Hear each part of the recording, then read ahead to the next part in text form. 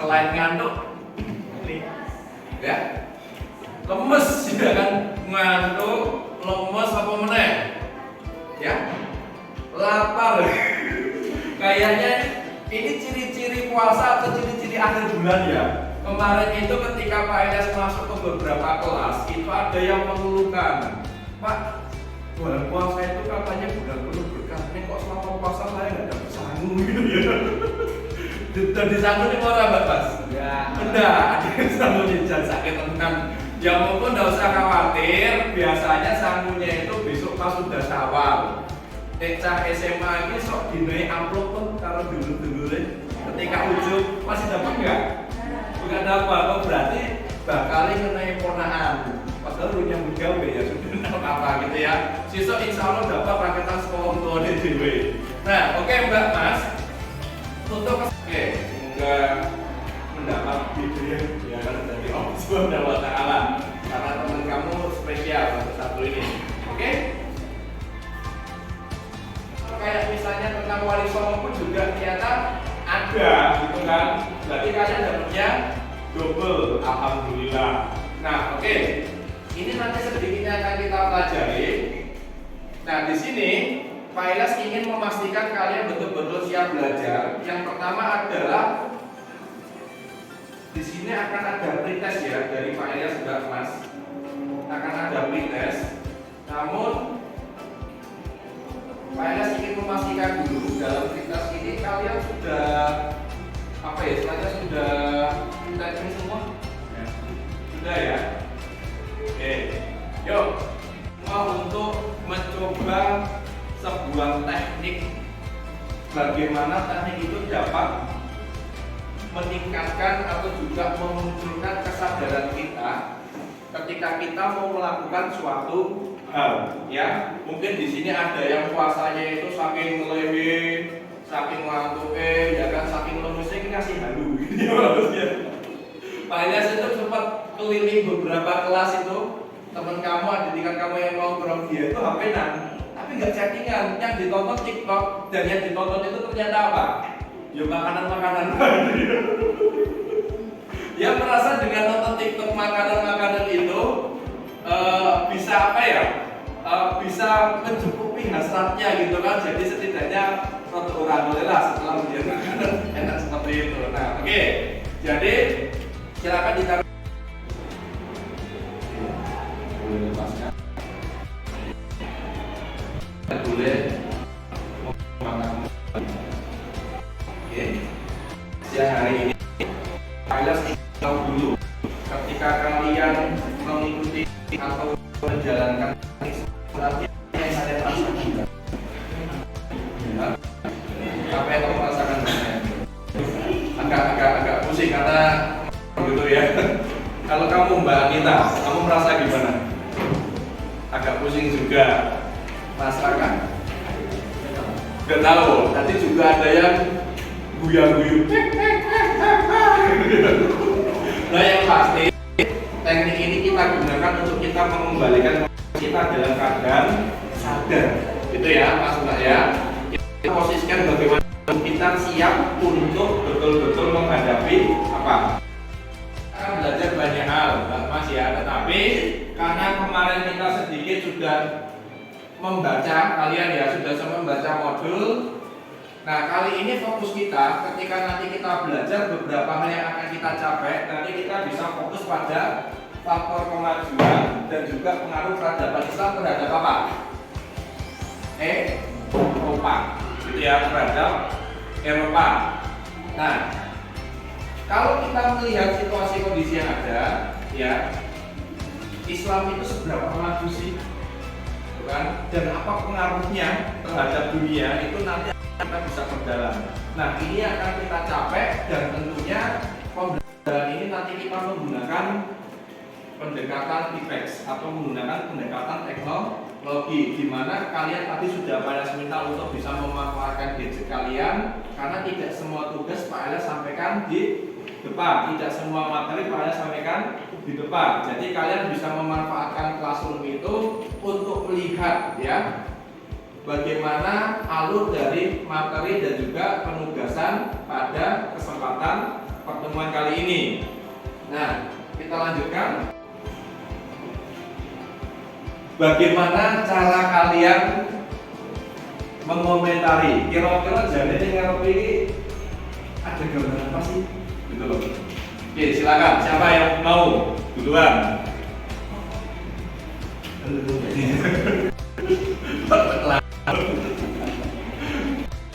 Apa gambaran Ayu?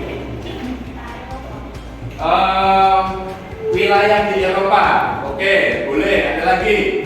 Mbak Mayu mengatakan ini peta wilayah Eropa. Pak Ilyas, ada lagi?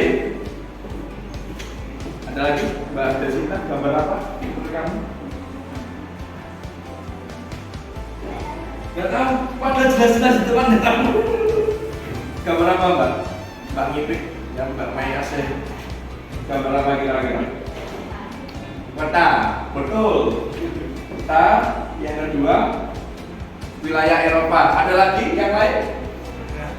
Mas, wilayah saat Islam itu berjaya pada abad pertengahan. Oke, percaya atau tidaknya kalian, fakta sejarah itu Islam pernah menguasai sepertiga dunia, baik itu berada di lingkup Asia ataupun juga berada di lingkup Eropa. Nah, maka di sini ada yang beranggapan peta ini bagian dari wilayah Eropa, Pak. Boleh, nggak apa-apa, karena memang berpengaruh pada Eropa.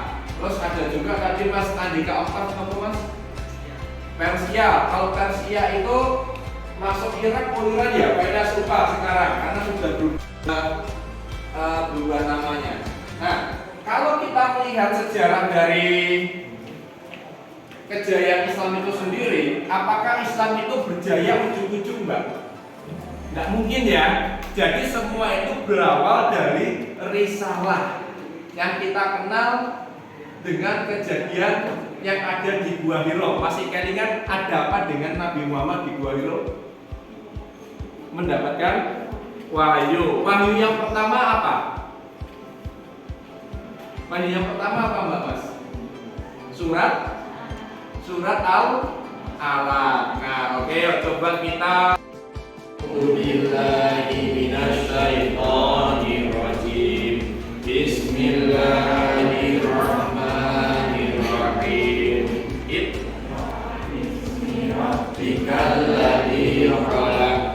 Khalaqal insana min 'alaq. Iqra wa rabbukal akram. Alladzi 'allama bil qalam.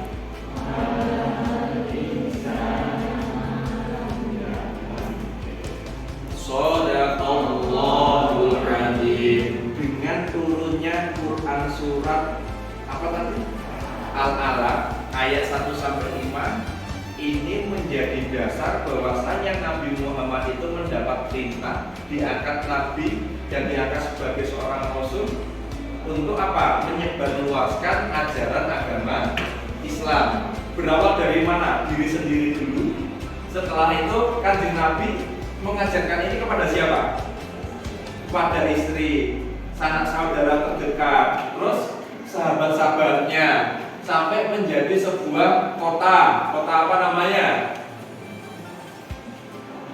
Namanya dulu Yasrib. Yasrib itu istilah lainnya apa kalau sekarang kita kenal? Madinah Munawwarah. Betul, namanya Madinah.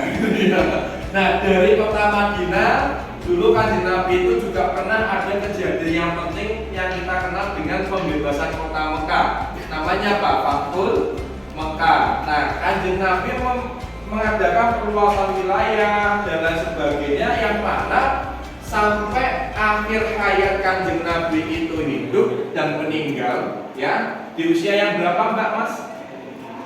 Ada suatu riwayat mengatakan Nabi Muhammad itu meninggal di umur 63, ada yang 64, wallahu a'lam bishawab. Yang pasti eranya Nabi Muhammad itu sudah selesai, masuk pada era baru yang kita kenal dengan masa apa? Khulafaur Rasyidin. Betul, khalifah. Khalifah yang pertama namanya siapa? Abu Bakar As-Siddiq. Yang kedua Umar bin Khattab yang ketiga, Utsman bin Affan yang keempat, Ali bin Abi Thalib. Setelah Ali bin Abi Thalib itu sudah meninggal, sudah selesai, maka berakhir tidak masa Khulafaur Rasyidin? Berakhir tidak? Berakhir tidak Mas Doni? Nah, kenapa kok tidak berakhir? Dinasti Umayyah yang kita kenal pemimpinnya itu siapa? Muawiyah bin Abu Sufyan ya. Jadi era Kanjeng Nabi, era sahabat Nabi, Khulafaur Rasyidin, baru yang ketiga era Khalifah. Khulafaur Rasyidin baru Khalifah. Nah, pada masa Khalifah ini ada dua dinasti yang terbesar. Dinasti apa itu? Dinasti Umayyah dan dinasti Abbasiyah. Nah, di sini nanti kita akan mencermati videonya sekitar 10 sampai 15 menit. Nanti kalian bisa nonton semua atau disingkat-singkat boleh. Ya, supaya nanti kita belajar dari sumber yang sama. Di situ ada materi juga. Tapi pada berikan kesempatan kalian untuk menonton videonya dulu. Gitu ya. Oke, silakan ditonton dulu, Mbak.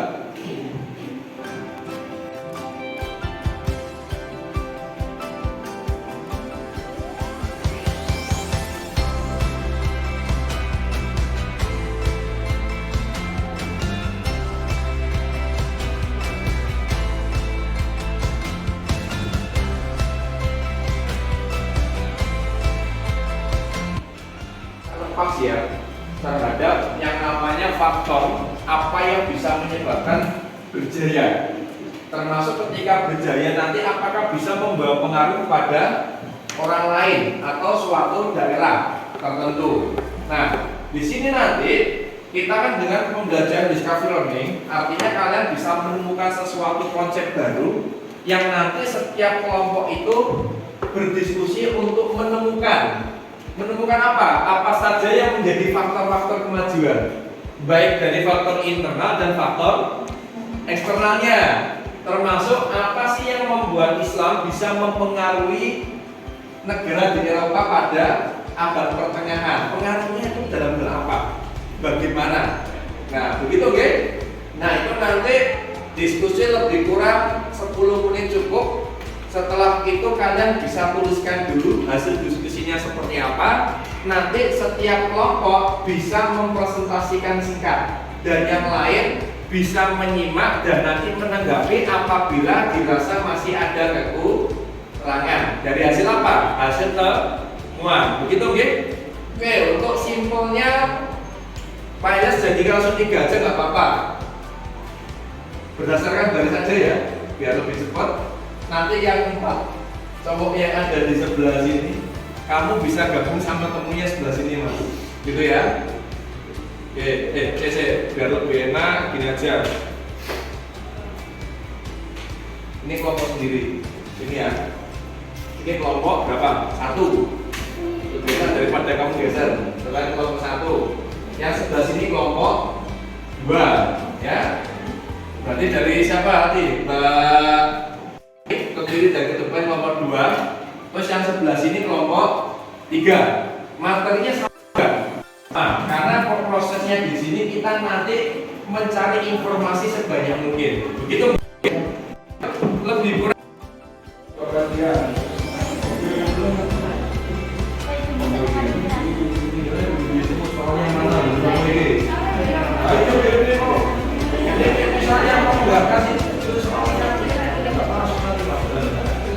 Saya dipukul lagi tidak yang kalian cari berasal dari sumber belajar yang beragam.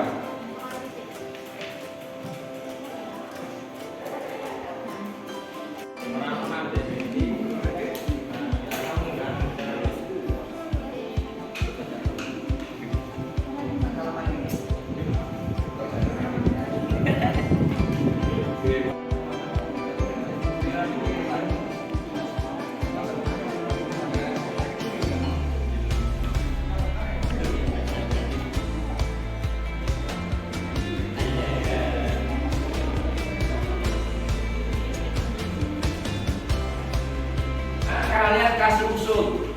Usulnya apa? Dicatat nanti sama teman kamu sumber belajar tadi. Yang kedua tentang apa tadi? Tentang apa yang kedua? Pengaruh kejayaan Islam di abad pertengahan terhadap Eropa. Oke. Ini yang mau presentasi tentang faktornya dulu yang mana? Siapa? 1, 2, kelompok 3. Kelompok 3. Oke. Oke. Silakan Mbak. Warahmatullahi wabarakatuh. Waalaikumsalam warahmatullahi wabarakatuh. Berdirinya saya di sini, saya mewakili kelompok kami. Perkenalan dulu ya. Ya boleh. Kelompok 1 gitu. Kelompok 1. Mantap. Atas nama Elisa. Rekan saya Cici, Nurul, Desita, dan juga Selma. Oke, tanpa membuang-buang waktu, karena saya juga mulai haus. Langsung saja. Nomor 1, faktor-faktor yang membuat Islam. Ada faktor eksternal dan juga internal. Pertama, eksternal. Terjadinya asimilasi antara bangsa Arab dan bangsa yang lain yang lebih dahulu mengalami perkembangan dalam bentuk pengetahuan. 2, masyarakat yang berusaha menerima pusat-pusat asing yang lain untuk faktor internal, ada Mas-masnya didengarkan. umat Islam kepada ajaran Islam. 2, ajaran Islam yang mendorong umatnya untuk maju. Islam sebagai rahmat seluruh alam. Islam sebagai agama dakwah sekaligus keseimbangan dalam menggapai kehidupan dunia dan ukhrawi. Nomor 2,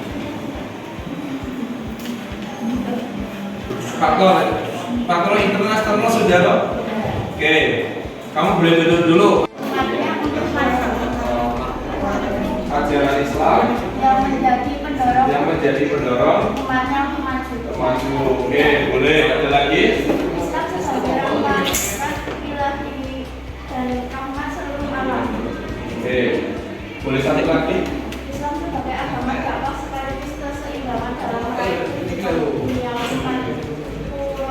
Oke, ini yang internal gitu ya. Oke, terima kasih. Masukannya bisa dicatat ya Mbak ya.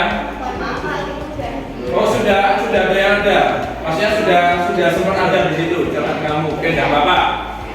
Nanti maksudnya adalah untuk melengkapi. Oke. Perkenalkan dari kami kelompok 2, dari saya Katanya Putri Pradita, Asanda, Mei, Dia, Naya, Ida, Dina, dan Nia akan mempresentasikan pengaruh peradaban Islam abad pertengahan terhadap pengaruh Eropa. Pengaruh Islam Eropa selama abad pertengahan sebelum Islam datang masih sangat terbatas dan diliputi oleh kegelapan. Agama Islam. Datang Agama Islam itu datang untuk karena Eropa pada waktu itu masih sangat terbelakang. Oh, berarti saat itu Eropa masih terbelakang. Islam datang sebagai cahaya, gitu yang menjadi cahaya dari kegelapan di Eropa karena keterbelakangannya. Oke, boleh duduk. Oke. Peradaban Islam abad pertengahan dan kemajuan Eropa. 1, perkembangan kekuatan dominasi dan demokrasi Islam dari Kesultanan Turki Utsmani. 2, stabilitas politik dan ekonomi negara mayoritas Islam seperti Turki menyebabkan pengaruh wilayah lainnya. 3, Islam menjunjung tinggi banyak aspek dalam kehidupan masyarakat. Islam menjunjung tinggi aspek apa tadi?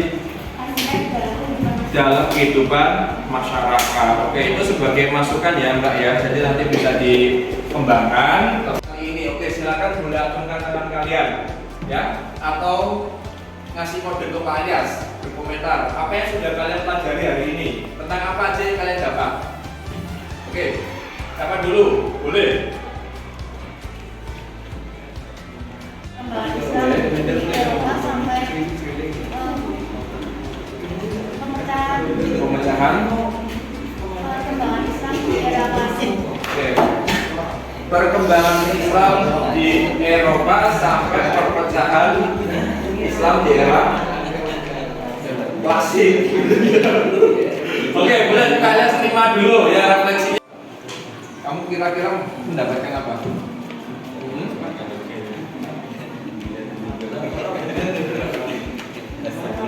Apa ya kamu dapat?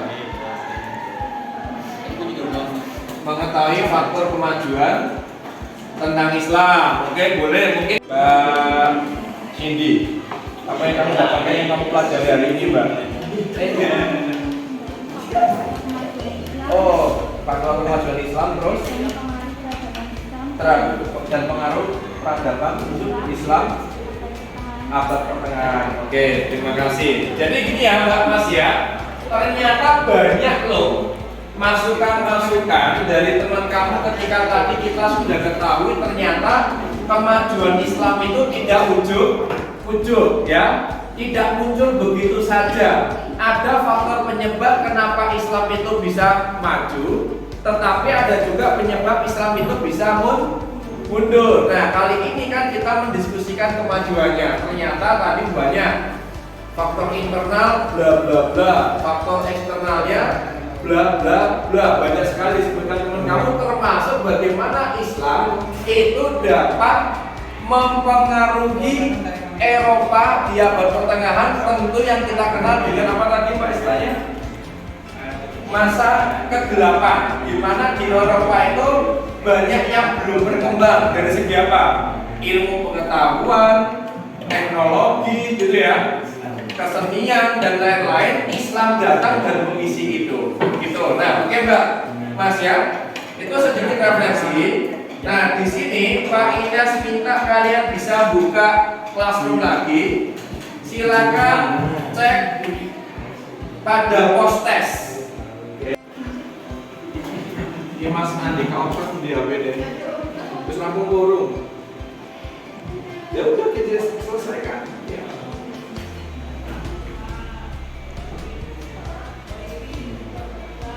Ya, namanya itu.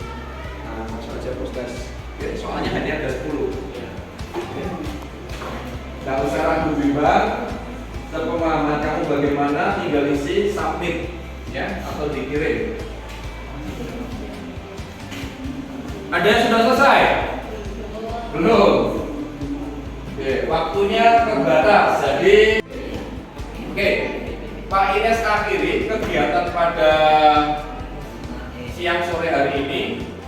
Semoga apa yang kita pelajari mendatangkan manfaat. Nah, tentunya karena ini masih dalam proses transisi COVID ya, dari masa pandemi ke masa apa Mbak? Mas? Pandemi ke endemi. Jadi di sini kita meskipun sudah tidak menggunakan masker, tetap harus berjaga-jaga. Apalagi kondisinya sedang apa? Berpuasa ya. Tetap selalu jaga kesehatan, begitu ya. Pokoknya insya Allah semua diniatnya lillahi ta'ala ya, menjadi sosok yang la'alakum takut dia untuk manusia yang apa? Bertakwa, begitu. Oke, ya sudah, nanti jangan lupa waktunya 1 minggu kalian bisa buat kesimpulan dengan cara yang kalian sukai, yang kalian minati. Nanti kalau sudah bisa dikirim. Oke, kita akhiri untuk pertemuan pada kali ini, kesempatan kali ini dengan melafalkan hamdalah bersama-sama. Alhamdulillahirobbilalamin. Sekian dari Pak Adas, sampai jumpa.